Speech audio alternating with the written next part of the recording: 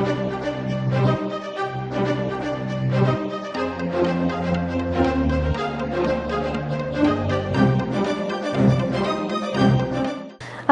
আলাইকুম প্রিয় দর্শক, আপনাদেরকে শুভেচ্ছা সহ আমন্ত্রণ জানাচ্ছি বাংলাভিউ সংবাদে। সাথে আছি আমি আন্নামা চৌধুরী।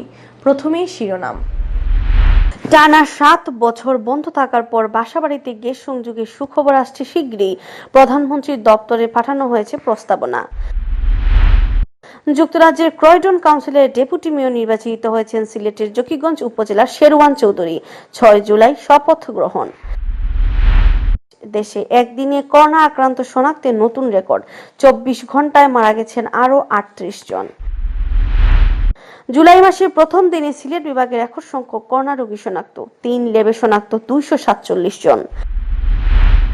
নিউমোনিয়া ও করোনার উপসর্গ নিয়ে হাসপাতালে ভর্তি হওয়া খালেদা জিয়ার উপদেষ্টা এম এ হকের শারীরিক অবস্থার অবনতি, আইসিইউতে স্থানান্তর। রাষ্ট্রীয় পাটকল বন্ধের সিদ্ধান্ত বাতিল, স্বাস্থ্যখাতে দুর্নীতি বন্ধ ও বিনামূল্যে করোনা টেস্টের দাবিতে বাম গণতান্ত্রিক জোটের অবস্থান কর্মসূচি। বাহরাইন নিযুক্ত বাংলাদেশের নতুন রাষ্ট্রদূত মোহাম্মদ নজরুল ইসলামের সাথে বাংলাদেশ বিজনেস ফোরামের নেতৃবৃন্দের সৌজন্য সাক্ষাৎ। এতক্ষণ শুনছিলেন শিরোনাম, এবার বিস্তারিত। টানা 7 বছর বন্ধ থাকার পর বাসাবাড়িতে গ্যাস সংযোগের বিষয়ে শিগগির সুখবর আসছে। সরকার আবার আবাসিক গ্যাস সংযোগের চালুর উদ্যোগ নিয়েছে। এ বিষয়ে প্রধানমন্ত্রী শেখ হাসিনার অনুমোদন মিললে গ্যাস সংযোগ দেওয়া শুরু হবে। এক্ষেত্রে দীর্ঘদিন ধরে জমে থাকা আবেদনগুলিও অগ্রাধিকার পাবে। আবাসিক খাতে গ্যাস সংযোগ প্রদানের বিষয়ে একটি প্রস্তাবনা প্রধানমন্ত্রীর দপ্তরে পাঠানো হয়েছে বলে জানিয়েছেন জ্বালানি ও খনিজ সম্পদ বিভাগের সিনিয়র সচিব মোহাম্মদ আনিসুর রহমান। কোভিড-19 কারণে সৃষ্ট পরিস্থিতিতে শিল্প কারখানায় গ্যাসের ব্যবহার কমেছে, ফলে আমদানি করা এলএনজি গ্যাসের সরবরাহ কমাতে হয়েছে, কিন্তু চুক্তির শর্ত অনুযায়ী গ্যাসের আমদানি বহাল রাখতে হচ্ছে।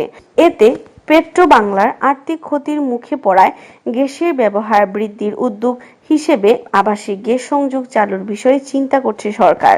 গ্যাস সংকটের কারণে 2009 সালের 21 জুলাই থেকে শিল্প ও বাণিজ্যিক খাতে নতুন গ্যাস সংযোগ বন্ধ ঘোষণা করে। একই কারণে পরের বছর 13 জুলাই থেকে আবাসিক খাতেও নতুন গ্যাস সংযোগ বন্ধ করা হয়।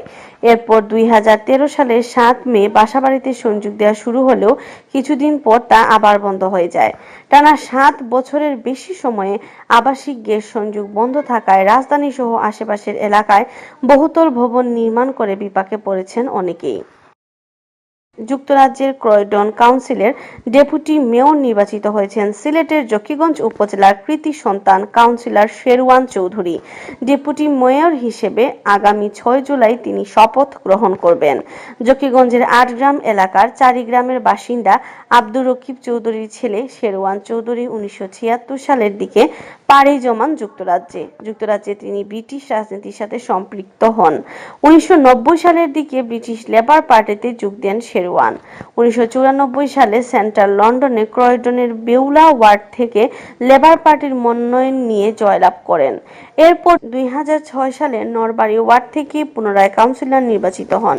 পরবর্তীতে 2010, 14 ও সর্বশেষ 2018 সালে কাউন্সিলর নির্বাচিত হন। গেল ডিসেম্বর মাসে লেবার পার্টি থেকে তিনি ডেপুটি মেয়র জন্য মনোনীত হন। এরপর কাউন্সিল অধিবেশনে তাকে ডেপুটি মেয়র হিসেবে নির্বাচিত করা হয়।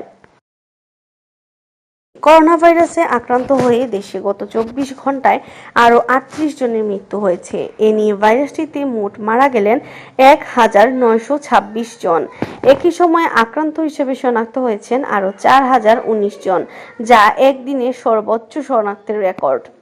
বৃহস্পতিবার দুপুরে স্বাস্থ্য অধিদপ্তরের করোনা ভাইরাস বিষয়ক নিয়মিত হেলথ বুলেটিনে এ তথ্য জানানো হয়। বুলেটিন উপস্থাপন করেন অধিদপ্তরের অতিরিক্ত মহাপরিচালক অধ্যাপক ডাক্তার নাসিমা সুলতানা। তিনি নতুন একটি সহ মোট 70টি ল্যাবরেটরিতে নমুনা পরীক্ষার তথ্য তুলে ধরে বলেন, করোনা ভাইরাস শনাক্তে গত 24 ঘন্টায় আরও 17,947টি নমুনা সংগ্রহ করা হয়। পরীক্ষা করা হয় আগের কিছু মিলিয়ে 18,362টি। এই নিয়ে দেশে মোট নমুনা পরীক্ষা হলো 8,02,657টি। নতুন নমুনা পরীক্ষায় করোনা শনাক্ত হয়েছে আরও 4,019 জনের মধ্যে। ফলে শনাক্ত হওয়া রোগীর সংখ্যা দাঁড়ালো 1,53,277 জনে। আক্রান্তদের মধ্যে মারা গেছেন আরও 38 জন। এ নিয়ে মোট মৃত্যু 1,926 জন। গত 24 ঘন্টায় যে 38 জন মারা গেছেন তাদের মধ্যে পুরুষ 35 জন এবং 6 জন নারী। এছাড়া গত 24 ঘন্টায় সুস্থ হয়েছেন আরও 4,332 জন। এতে মোট সুস্থ রোগীর সংখ্যা দাঁড়ালো 66,440 জন। 24 ঘন্টায় সুস্থ হয়েছেন 4,334 জন এবং এ পর্যন্ত সুস্থ 66,442 জন। শনাক্ত বিবেচনায় সুস্থতার হার 43.35%। 24 ঘন্টায় মৃত্যুবরণ করেছেন 38 জন, এ পর্যন্ত 1,926 জন। শনাক্ত বিবেচনায় মৃত্যুর হার 1.26%। জুলাই মাসের প্রথম দিনেই সিলেট বিভাগের রেকর্ড সংখ্যক করোনা রোগী শনাক্ত হয়েছেন। বুধবার একদিনেই সিলেট বিভাগের 4 জেলায় করোনা আক্রান্ত হিসেবে শনাক্ত হয়েছেন 247 জন। Sylhet MAG Osmani medical college, Shahjalal বিজ্ঞান ও ঢাকার ল্যাবে নমুনা পরীক্ষায় আক্রান্তদের শনাক্ত করা হয়। নতুন আক্রান্তদের মধ্যে সিলেট জেলার 75 জন, সুনামগঞ্জের 24 জন, হবিগঞ্জের 117 জন ও মৌলভীবাজারের 31 জন রয়েছেন। সব মিলিয়ে সিলেট বিভাগে এ পর্যন্ত করোনা শনাক্ত হয়েছে 4,861 জনের। এর মধ্যে সিলেট জেলায় 2,665 জন, সুনামগঞ্জে 1,014 জন, হবিগঞ্জে 722 জন ও মৌলভীবাজারে 500 জন রয়েছেন। সিলেট বিভাগে করোনা এ পর্যন্ত মারা গেছেন 79 জন।